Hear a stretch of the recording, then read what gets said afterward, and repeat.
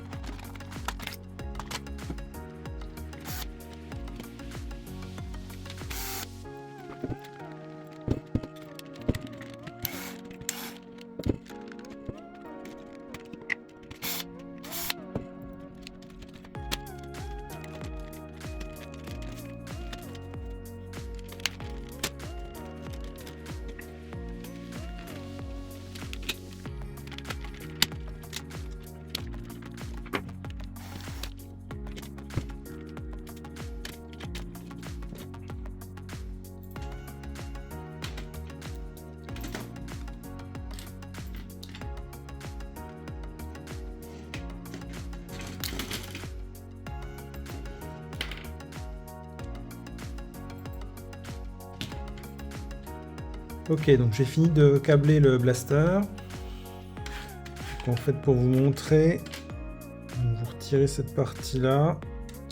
Donc, vous avez un petit système ici qui permet d'empêcher, si jamais vous n'avez pas de fléchette. Et du coup, ça, ce qui fait que le poussoir va vachement moins loin. Donc, du coup, ça, je l'ai viré.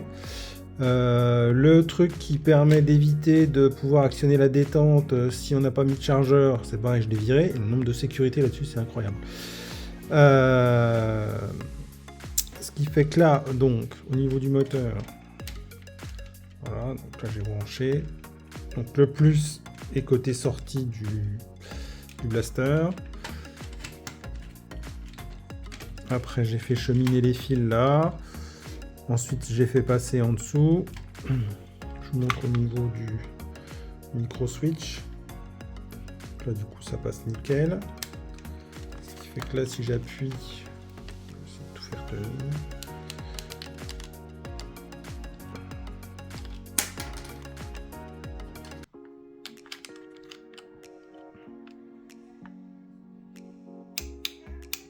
On a une course assez courte. Et puis ça revient bien, nickel. Voilà. Du coup, je l'ai collé directement là. À l'origine, le micro switch, c'est un micro switch comme ça. Donc du coup, j'ai coupé la barre en métal pour avoir plus que le petit bouton qui dépasse. Ça s'achète aussi, ça existe directement avec les barres en acier, mais moi j'aime bien ceux-là parce que du coup, ils sont assez modulables. Et puis du coup, voilà le câblage avec pour la batterie ici. Donc là, il me reste à faire tout le système pour pouvoir caser la batterie dedans. Mais sinon, pour cette partie-là, c'est terminé. Je vais pouvoir tout ranger, tout refixer. Je vous mets le petit schéma que j'utilise habituellement donc, pour les blasters semi-automatiques. Voilà, donc ça, j'utilise. Ok, donc j'ai fini de remonter le blaster. Donc ici, pour la batterie, j'ai utilisé celle de mon Nightingale. Sachant qu'elle est... Normalement, celle prévue pour le Nightingale elle est censée être un peu plus petite. Celle-là, elle rentre vraiment au chausse-pied dedans. Et du coup, j'ai réutilisé celle-là pour le blaster. Donc là, j'ai réusiné un petit peu l'intérieur. Voilà, toute cette partie-là, là où j'ai redécoupé ici. Comme ça, ce qui fait que la batterie, elle rentre nickel. Si je range un peu tout correctement... Voilà, elle est la fleur du truc. J'en ai profité aussi pour découper un petit peu toutes les petites rainures qu'il y avait à l'intérieur là. Ce qui fait que du coup là, elle rentre impeccable dedans. Et donc voilà ce que ça donne le blaster terminé. Donc je suis resté sur les coloris or qu'il y avait sur le Nightingale. Donc, du coup je suis resté sur les coloris or J'ai pas voulu refaire un doré comme celui-là partout. Je trouvais que c'était un peu too much. Du coup, j'ai pris un doré comme ça. Je trouve que ça nous donne un look assez sympathique.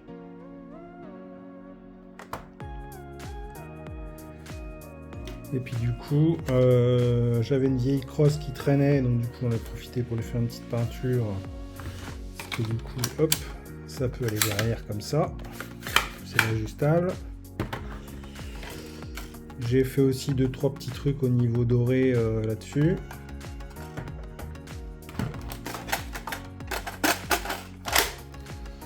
Voilà, ce qui fait qu'au final, on a un blaster qui est, je trouve, pas trop mal au niveau des coloris. J'aime beaucoup. Et j'en ai un deuxième qui arrive, qui va être à peu près pareil. Du coup, on va pouvoir lancer les tests de tir, histoire de voir ce que ça donne.